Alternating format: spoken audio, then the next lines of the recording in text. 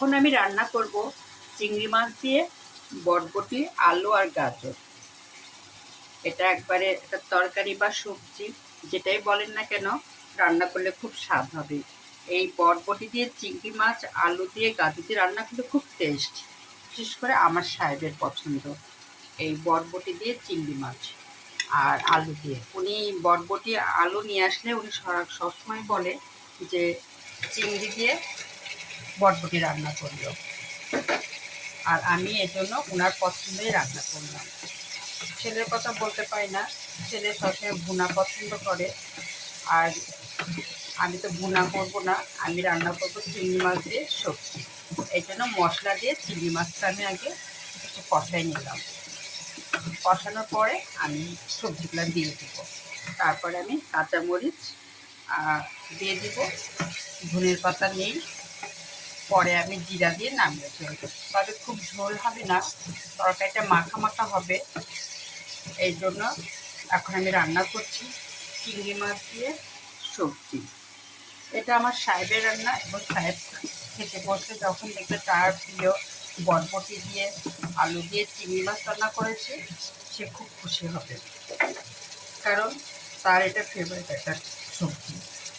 সে চিংড়ি মাছ আনে এই জন্যেই, একটু সবজিতে দেওয়ার জন্য। আর আমি ওটাই চিন্তা করলাম যে বরবটি দিয়ে চিংড়ি দিয়ে সবজি রান্না করব, এটা পছন্দ হবে, আমিও পছন্দ করি, ছেলে অবশ্যই মনে হয় করবে। আর না করলে ওর জন্য আমি আলাদা কিছু করে ফেলবো। তবে এই সবজির সাথে আর একটু গরু মাংস আছে, ডাউল আছে, মূলার শাক আছে, হয়ে যাবে। ছেলের সমস্যা হবে না আশা করছি।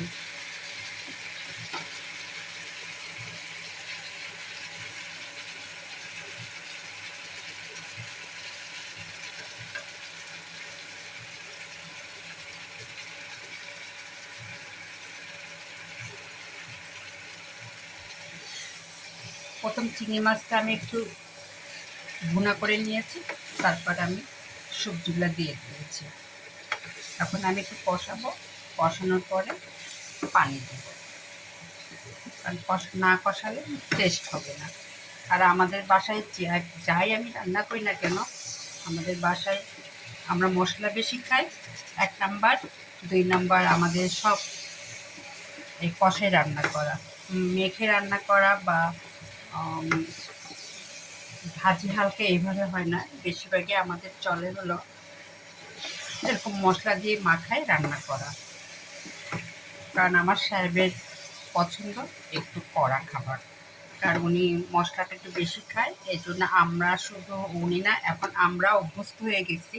আমরা কারো বাসায় গেলে আমাদের খেতে অনেক সমস্যা হয়, কারণ আমরা একটু কড়া খাবার খাই। অনেকে দেখা যায় কি লবণ ঝাল কম হয়, মশলা কম হয়, তখন আমাদের পছন্দ হয় না। তারপরেও আত্মীয়দের বাসায় গেলে তো খেতেই হবে, কিছু করার নেই, দাওয়াতেই কিছু করার নেই। তারপরেও আমরা খেয়ে আসি, কিন্তু আমার বাসার রান্নাটা একটু কড়া হয়, কারণ যে কোনো তরকারি আমি অনেক কষাই, কষে তারপরে রান্না করি। এটাকে আমি একটু কষাবো, যথেষ্ট সময় নিয়ে। কষানোর পরে হালকা পানি দেবো, দেওয়ার পরে পানিটা যখন মাখা মাখা হয়ে যাবে, তখন কাঁচামরিচ আর জিরা দিয়ে নামিয়ে ফেলবো। আর আজকে এখন আমি রান্না করছি চিংড়ি মাছ দিয়ে বরবটি, গাজর আর আলু। আর রেসিপি দেখাবো না, দেখালে অনেক বড় হয়ে যাবে। আমি মুখে মুখে বলে দিলাম যে এখন আর কিছু করব না, এটা আর একটু কষাবো, কষানোর পরে হালকা পানি দিব। যখন এটা হয়ে যাবে তখন মাখা মাখা অবস্থায় ঝোল রেখে মরিচ দিয়ে জিরা দিয়ে নামিয়ে ফেলবো। এখানেই রাখলাম, আল্লাহ হাফেজ।